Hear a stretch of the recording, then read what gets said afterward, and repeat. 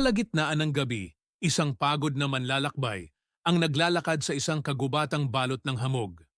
Ang matatandang puno ay tila may mga espiritong bumubulong mula sa kanilang mga sanga, habang kumikislap ang mga alitaptap, nagiging gabay sa kanyang daan. Mula sa di kalayuan, isang mahiwagang himig ang lumulutang sa hangin, inaakit siyang lumalim pa sa hindi kilalang landas. Sa isang liwanag ng buwan, natagpuan niya ang isang dambana ng kalikasan. Sa gitna nito, lumitaw ang isang diwata, ang kanyang damit ay tila hinabing hamog, ang kanyang gintong buhok ay bumabagsak na parang ilog ng liwanag.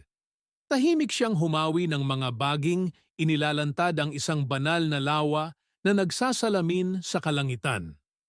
Sa labis na paghanga, napaluhod ang manlalakbay. Itinaas ng diwata ang kanyang kamay, bumuo ng isang gintong liwanag na may lumulutang na mga sinaunang baybayin.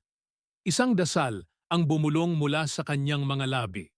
Lumapit ang globo ng liwanag sa manlalakbay, at sa sandaling lumapat ito sa kanyang dibdib, nawala ang kanyang sugat, napawi ang kanyang pagod, at muling sumigla ang kagubatan. Sa kanyang mga kamay, isang makinang na balahibo ang naiwan, isang pamana ng pagpapala.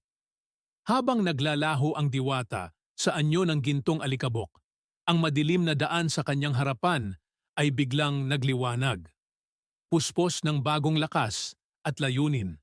Lumakad siya pasulong, nag-iiwan ng bakas ng liwanag habang bumubulong ang kagubatan sa lumang mahika nito.